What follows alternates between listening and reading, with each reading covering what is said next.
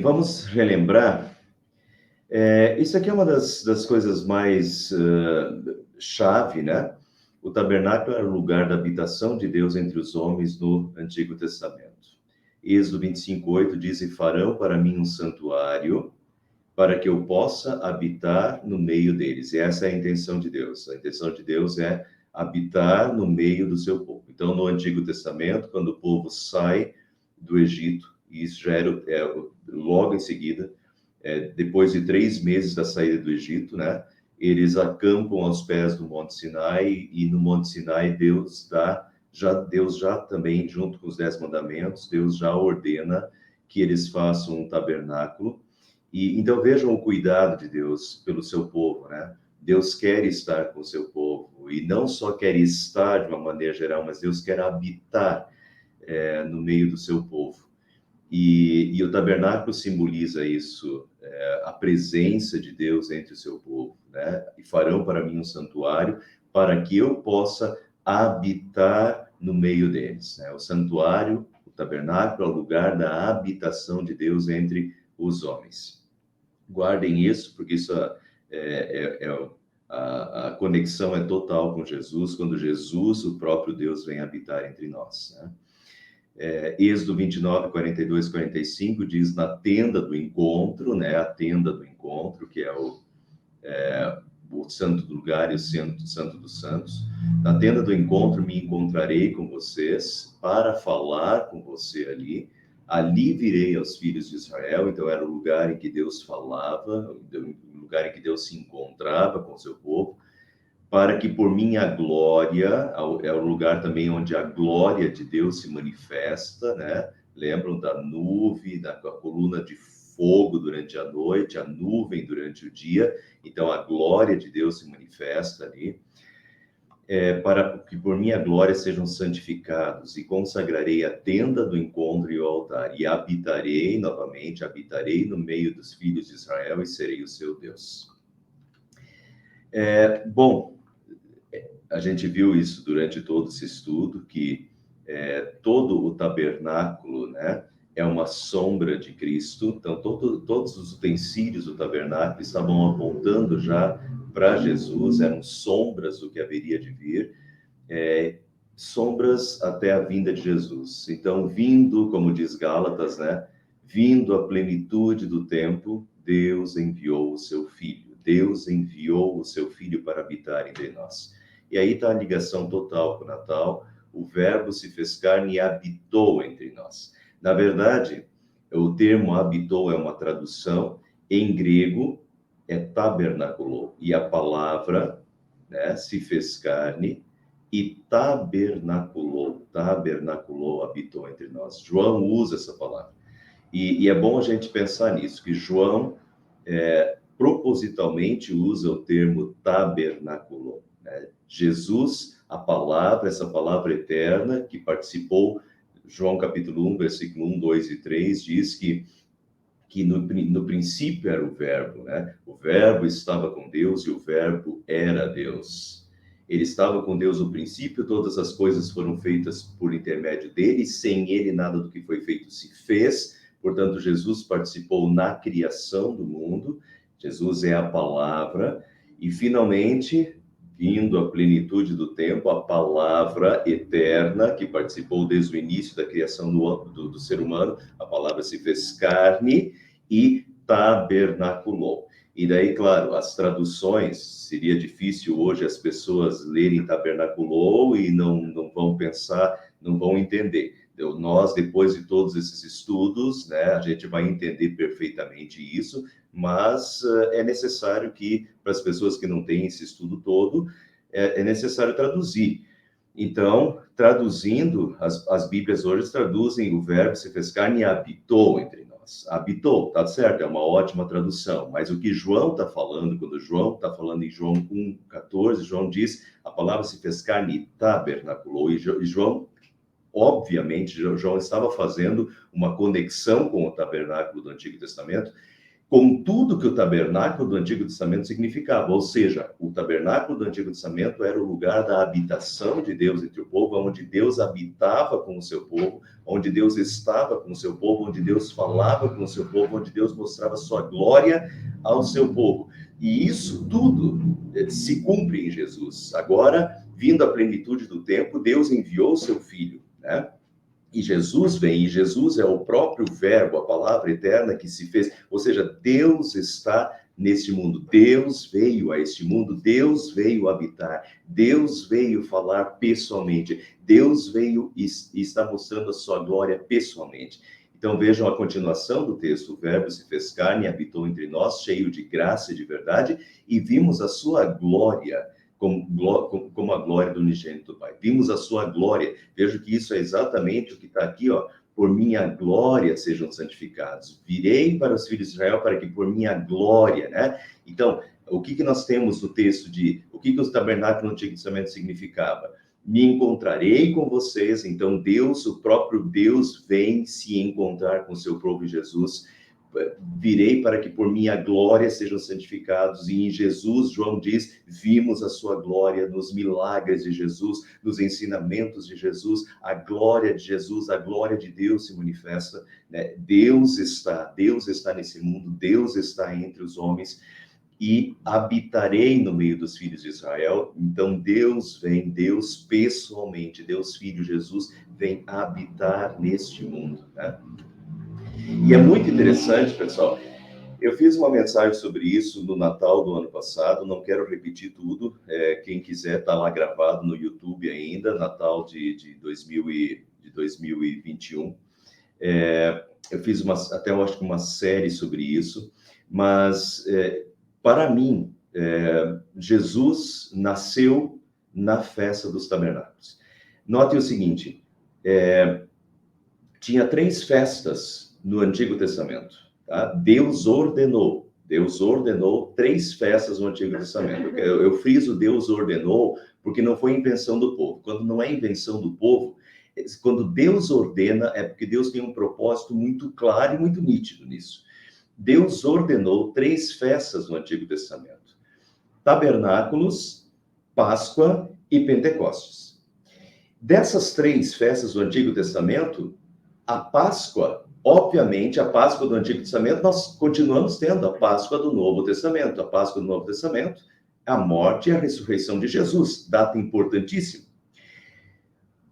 Pentecostes era a 3ª festa do Antigo Testamento. Hoje, nós continuamos tendo o Pentecostes. E o que aconteceu no Pentecostes? A descida do Espírito Santo. Portanto, nós temos datas importantíssimas do Antigo Testamento vinculadas a essas 3 festas do Novo Testamento. Na Páscoa do Antigo Testamento, Páscoa do Novo Testamento, a libertação do pecado, a morte de Jesus e a ressurreição de Jesus. No Pentecostes, a descida de Deus, Espírito Santo, ao mundo. Mas e a primeira? E tabernáculos? Então, tabernáculos não tem ligação no Novo Testamento? E aí que, pessoal, vejam como João diz, o Verbo se fez carne e tabernaculou entre nós. E se nós tudo fecha, porque o que nós sabemos é que Jesus não nasceu no dia 24 e 25. Dia 24 e 25 nós temos aí o solstício, né? O dia que em que o sol está despontando, então era uma festa pagã que foi cristianizada. Muito bem, isso é uma outra questão, né? Mas é uma festa cristã que foi cristianizada. Então, nós sabemos que Jesus não nasceu no dia 24 e 25 de dezembro, isso é uma festa pagã que foi cristianizada, e não é essa data, porque nessa época está frio e os pastores não ficam nas campinas de Belém pastoreando seus rebanhos nas vigílias da noite, que foi justamente quando o anjo apareceu aos pastores e anunciou o nascimento de Jesus. Portanto, não foi em dezembro, porque dezembro é frio e pastores não ficam nas campinas de Belém nessa época, porque é extremamente frio. As noites são muito frias. Agora, quando é que os pastores ficam nas campinas pastoreando seus rebanhos durante as vigílias da noite, naquele clima? Em maio e em setembro. E em setembro é exatamente quando acontece a festa dos dos tabernáculos. Então, tudo, para mim, tudo se fecha, né? E daí nós teríamos justamente tabernáculos, o nascimento de Jesus, Jesus vindo ao mundo, Páscoa, Jesus morrendo e ressuscitando, e Pentecostes, a descida do Espírito Santo. Então, para mim, assim, para mim, eu fechei a questão já para mim. Para mim, Jesus nasceu na festa dos tabernáculos, e daí Deus, propositalmente, Deus fez isso maravilhosamente bem, né? Pentecostes, Páscoa e tabernáculos, Páscoa e Pentecostes, né? Nascimento, morte, ressurreição, descida do Espírito Santo. Mas então, vejam que, de novo, fechando essa nossa série, como Deus escreve, né? Deus escreve lá no Antigo Testamento, e já Deus, lá no Sinai também, Deus já manda ele celebrar essas 3 festas, e uma dessas 3 festas é tabernáculos. A gente viu todas as ligações e conexões do tabernáculo com Jesus, e então, vindo a plenitude do tempo, Jesus vem a esse mundo e nasce justamente na festa dos tabernáculos, Deus tabernaculando, Deus habitando neste mundo, né, cheio de graça e de verdade, vimos a sua glória. Jesus lhes respondeu: destruam este templo e eu levantarei em 3 dias. Jesus estava diante do templo, aquele templo enorme na época de Jesus, e Jesus diz: destruam esse templo e eu levantarei em 3 dias. Um templo que tinha demorado 40 anos para ser construído. E daí eles falam assim: como é que você acha que você vai derrubar isso daí e reconstruir em 3 dias? Mas o templo do qual ele falava era o seu corpo. Depois que ele ressuscitou dos mortos, os seus discípulos lembraram-se do que ele tinha dito. Portanto, o tabernáculo no Novo Testamento, né, e o templo era o seu próprio corpo. Destruam esse templo. Jesus é o tabernáculo em perfeição, é o próprio tabernáculo, o próprio Deus habitando nesse mundo. Portanto, destruam este tabernáculo, este templo, que é o templo, né, o cumprimento, né, das sombras do Antigo Testamento, e eu o reconstruirei em 3 dias, e foi o que aconteceu. Eles destruíram o templo de Deus, o tabernáculo de Deus, a habitação de Deus entre os homens, né? Mataram Jesus, mas Jesus ressuscitou ao 3º dia, vencendo a morte. Então vejam como, de fato, acha o cumprimento, né? E o próprio Jesus aplica essa questão do tabernáculo para ele. Hebreus 8, 5 e 6 diz: eles, os sumos sacerdotes humanos, servem num santuário que é cópia e sombra daquele que está nos céus. Vejam, cópia e sombra, né? O templo, o tabernáculo do Antigo Testamento era uma sombra do que estava por vir, já que Moisés foi avisado quando estava para construir o tabernáculo: tenha o cuidado de fazer tudo segundo o modelo que lhe foi mostrado no monte. Agora, porém, o ministério que Jesus recebeu é superior a deles. É uma sombra, é uma cópia, é uma sombra. Até uma sombra só é uma sombra porque ela está fazendo sombra, alguma coisa está fazendo sombra.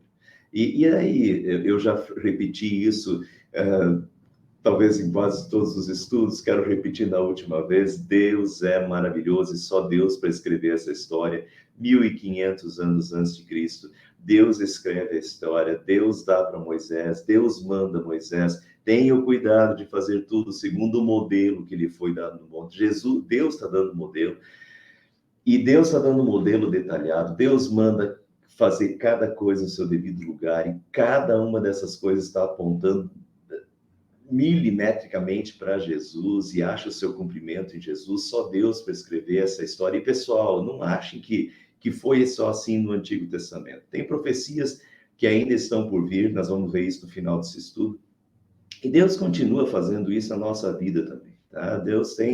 Deus continua sendo esse Deus milimétrico, Deus continua sendo esse Deus maravilhoso, que continua cuidando da nossa vida, ele sabe o que vai acontecer e ele vai dirigindo, né? E a gente vê isso claramente aqui na história do Antigo Testamento, como Deus traça o caminho e Deus vai milimetricamente fazendo isso.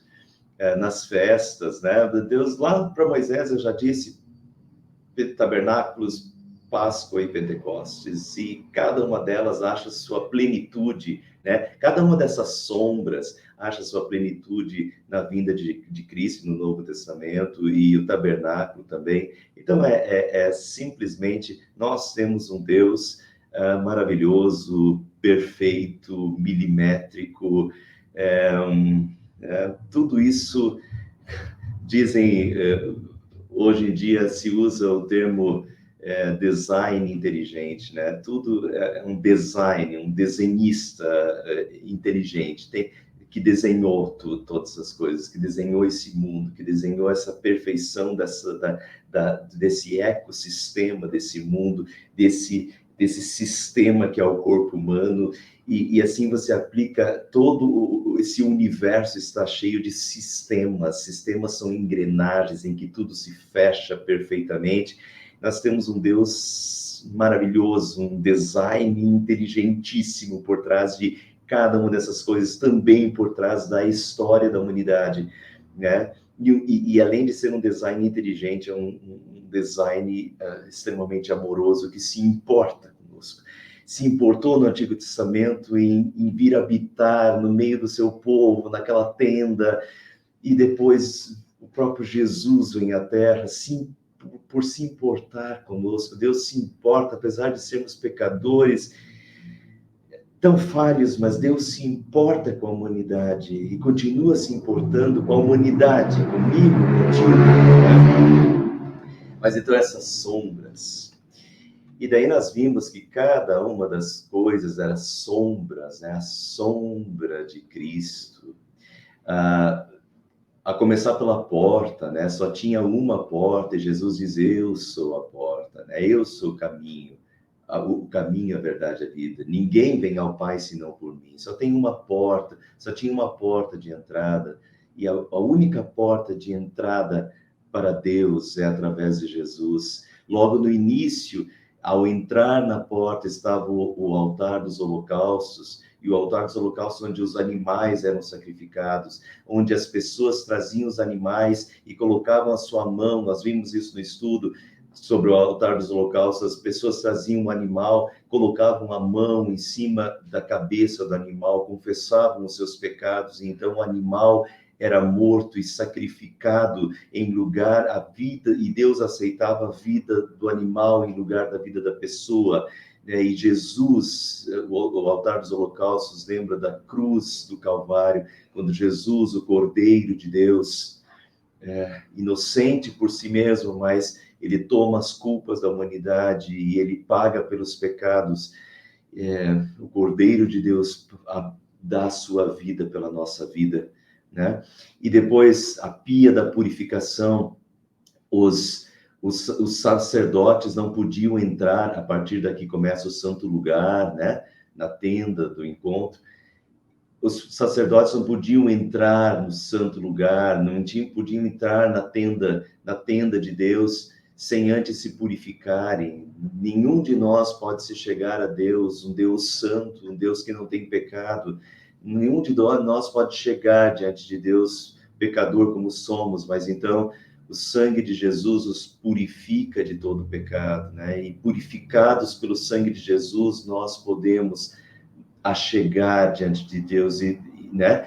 Temos acesso ao Pai. E, claro, a pia da purificação nos lembra do batismo.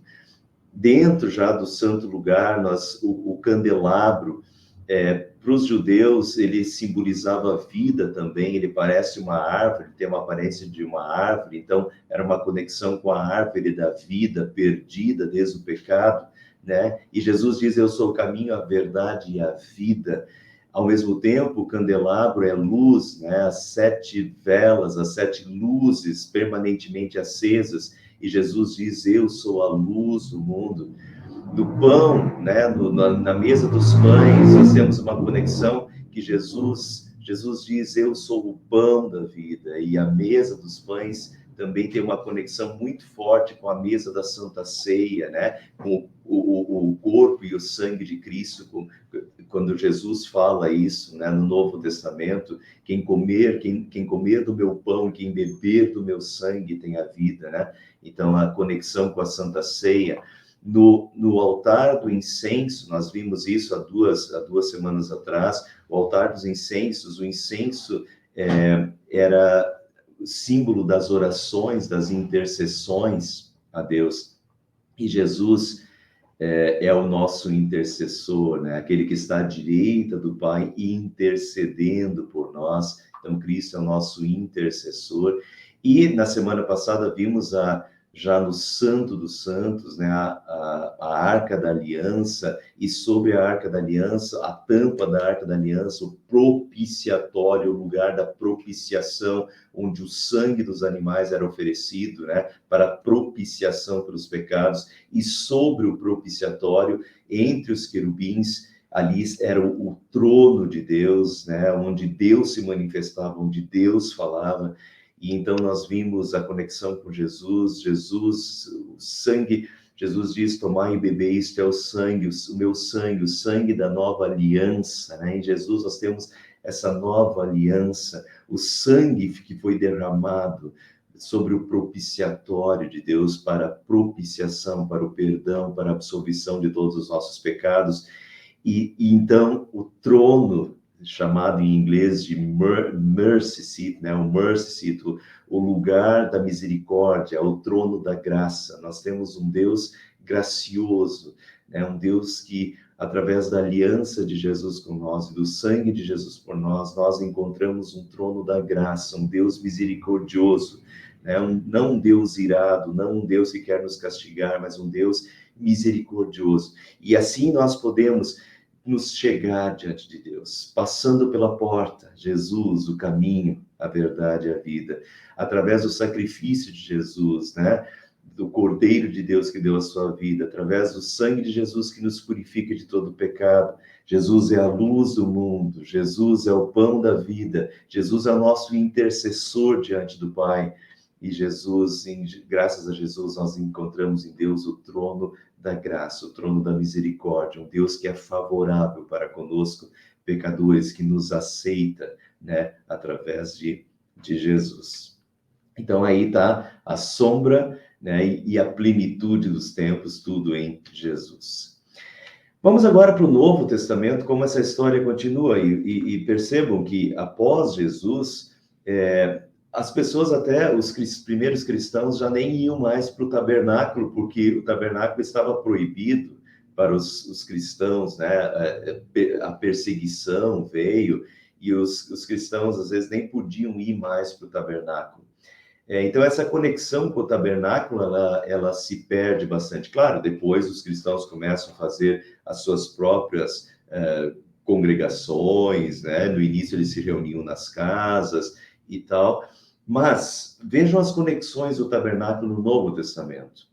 O nosso corpo se tornou um tabernáculo da habitação de Deus. 1 Coríntios 6,19 diz, acaso não sabem que o corpo de vocês é santuário do Espírito Santo que habita em vocês? Então vejam uma beleza dessa evolução no Novo Testamento.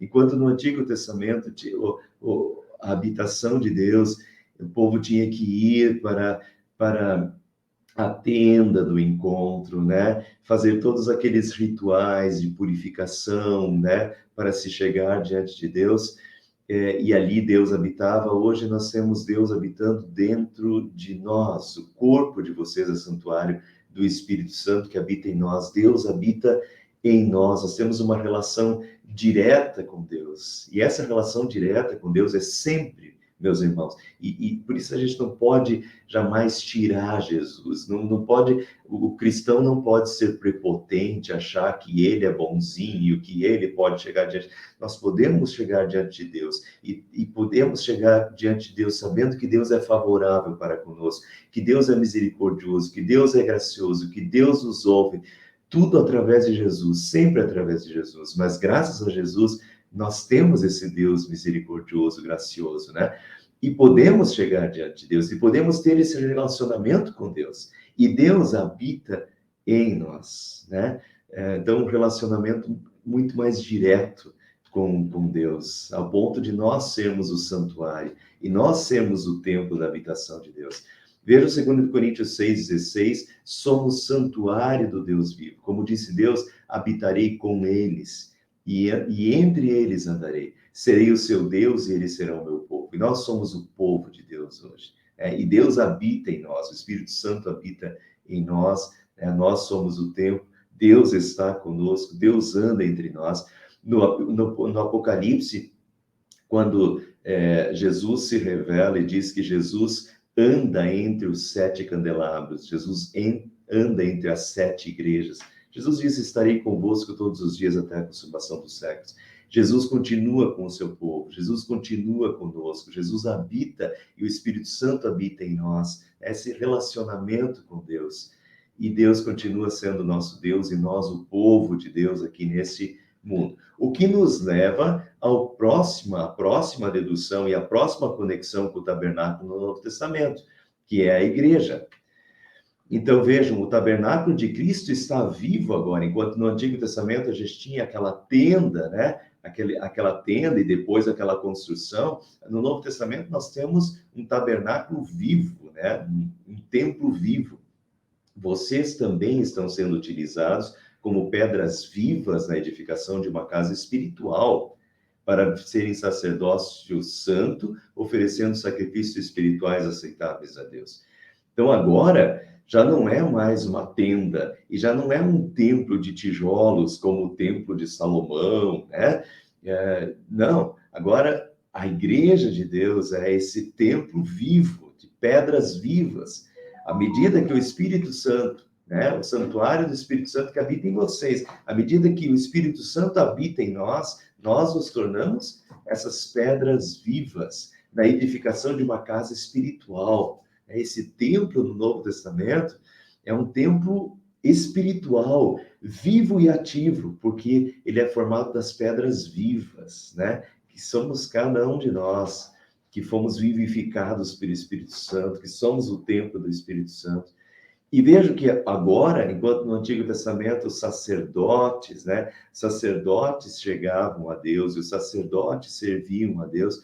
Quem são os sacerdotes hoje? Nós, para serem sacerdotes, nós somos os sacerdotes, nós somos o povo de Deus, nós somos os sacerdotes que servem a Deus, né, neste mundo, e oferecendo sacrifícios espirituais aceitáveis a Deus. Vejam também, nessa mesma linha de pensamento, Jesus é a cabeça e está no mundo através do seu corpo, que é a igreja.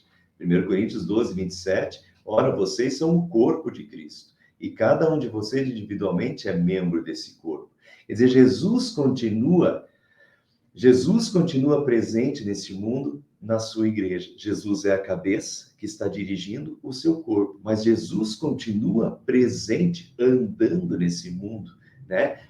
Pregando nesse mundo, realizando sinais, prodígios, milagres, e através da sua igreja. Quando cada um de nós estende a mão para alguém, Jesus está estendendo a mão para aquela pessoa. Nós somos o corpo de Cristo. Deus se manifesta nesse mundo e Jesus continua ativo, habitando nesse mundo através do seu corpo, através de cada um de nós. Então, o corpo de Cristo está absolutamente ativo, né? Jesus continua agindo nesse mundo através dos seus filhos. Quando nós falamos com alguém, quando Jesus está falando, quando nós consolamos alguém, Jesus está consolando, quando nós ajudamos alguém, Jesus está ajudando. Portanto, Jesus continua habitando nesse mundo, habitando através da sua igreja, através dos seus filhos, das suas pedras vivas. E isso dá, puxa, quem somos nós? Essa é uma pergunta que eu gosto e a gente deveria sempre procurar responder. Quem somos nós, né? Quem somos nós para Cristo? E quando nós olhamos isso, quem somos nós? Nós somos as pedras vivas, nós somos o corpo de Cristo. Isso dá uma dignidade para a nossa vida e um propósito maravilhoso, sensacional para a nossa vida. Nós somos o corpo de Cristo na Terra. Cristo nos usa como seus instrumentos neste mundo e nós podemos fazer a diferença, né? Cristo age em nós para que nós que a gente tem essa ação, né? A ação de Cristo nesse mundo. E terminando, tá? Terminando os nossos estudos, vamos olhar para o futuro e vejam como aparece isso em Apocalipse 7, 14 a 17. Quando João está tendo a visão, Jesus dá a visão para João, essa visão das pessoas já de vestes brancas diante do trono de Deus. E Jesus pergunta quem são, né? Quem são esses de vestes brancas? São os que vieram da grande tribulação, né? Aqui na terra, e lavaram as suas vestes e as alvejaram no sangue do Cordeiro. Por isso eles estão diante do trono de Deus. E aquele que está sentado no trono estenderá sobre eles o seu tabernáculo. Agora veja, isso aqui é uma visão do futuro. João já está vendo, então, as pessoas de vestes brancas, eles vieram dessa grande tribulação, eles vieram deste mundo, eles já estão... Isso é final da história, tá, pessoal? Final do mundo, isso é final da história, isso ainda está por vir.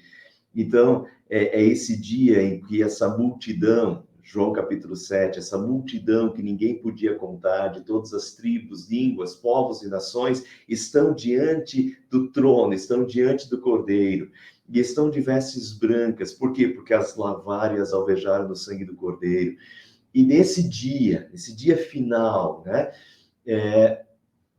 eles estão diante do trono de Deus, e aquele que está sentado no trono estenderá sobre eles o seu tabernáculo, né? Estenderá. A ideia, pessoal, é a seguinte, que por mais que nós já temos Jesus, pela graça de Deus, né? O Espírito Santo faz o nosso corpo um templo da sua habitação, isso é maravilhoso.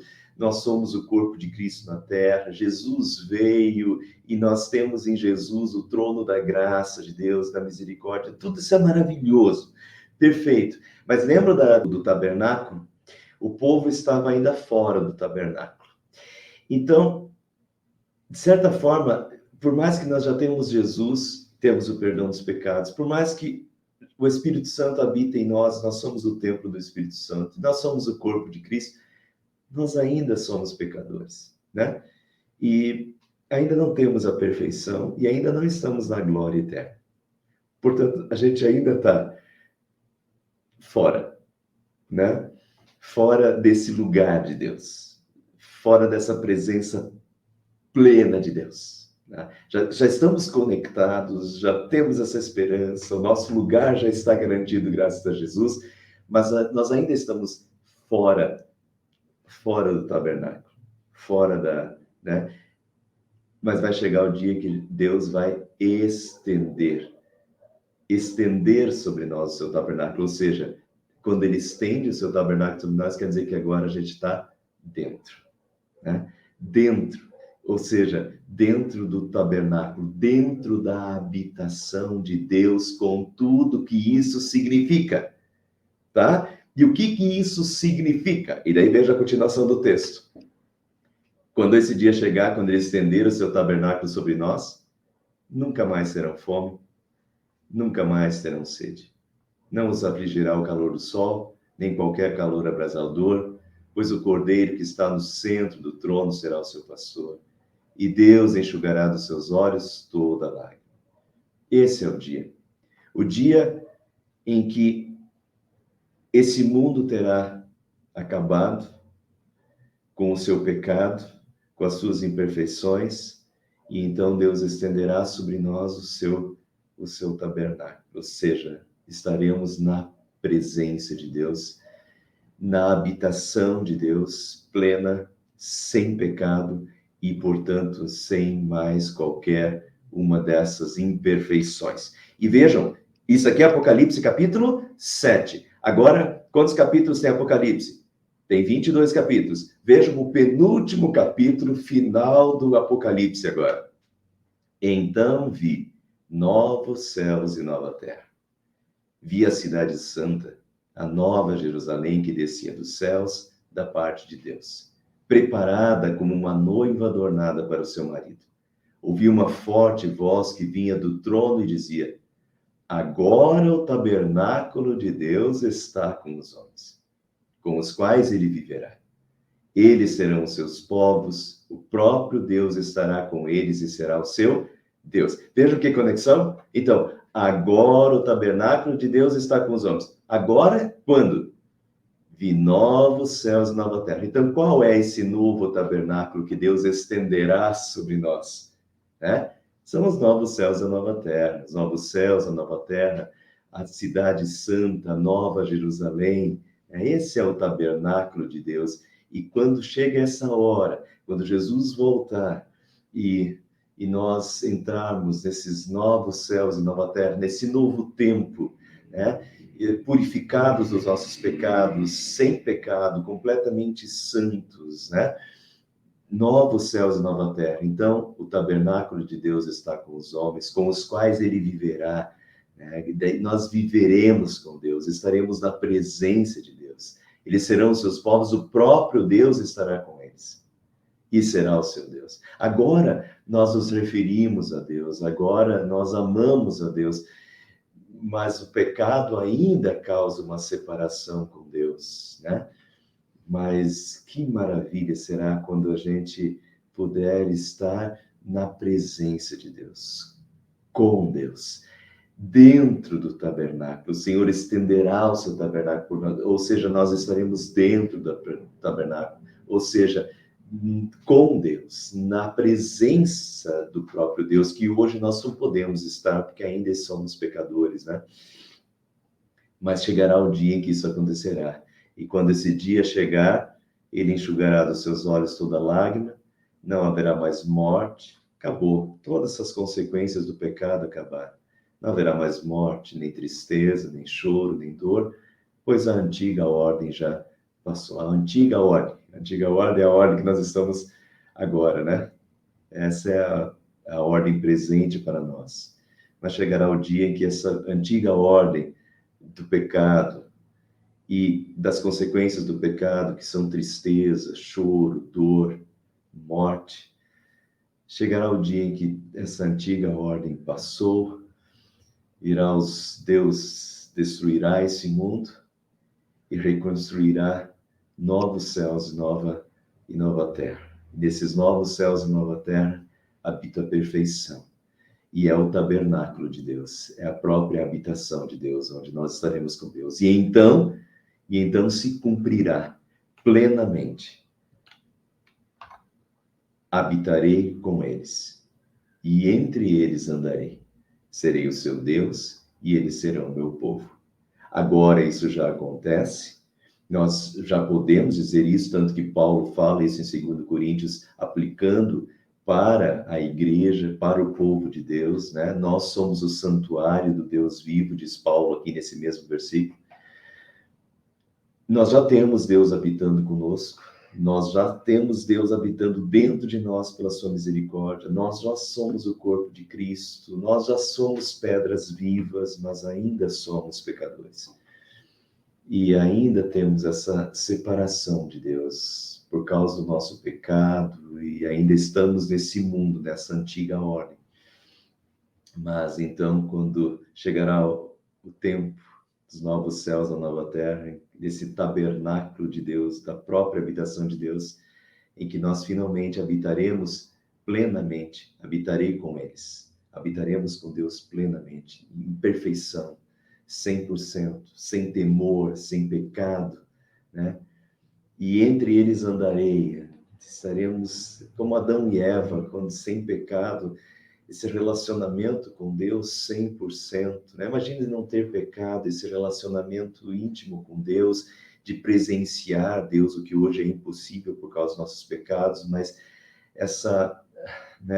esse 100% de Deus, habitarei com eles, e entre eles andarei, serei o seu Deus, e eles serão o meu povo, né? Muito bem, então nós já estamos, já andamos, já somos o templo de Deus, já temos o trono da graça, graças a Jesus, mas ainda ansiamos por essa plenitude, né? Esse tabernáculo pleno, essa habitação plena com Deus que virá nos novos céus, na nova terra. Temos essa esperança graças a Jesus e por isso comemoramos o Natal, né? Natal é a vinda de Jesus ao mundo. Sem a vinda de Jesus ao mundo, sem tabernáculo. E sem tabernáculo, sem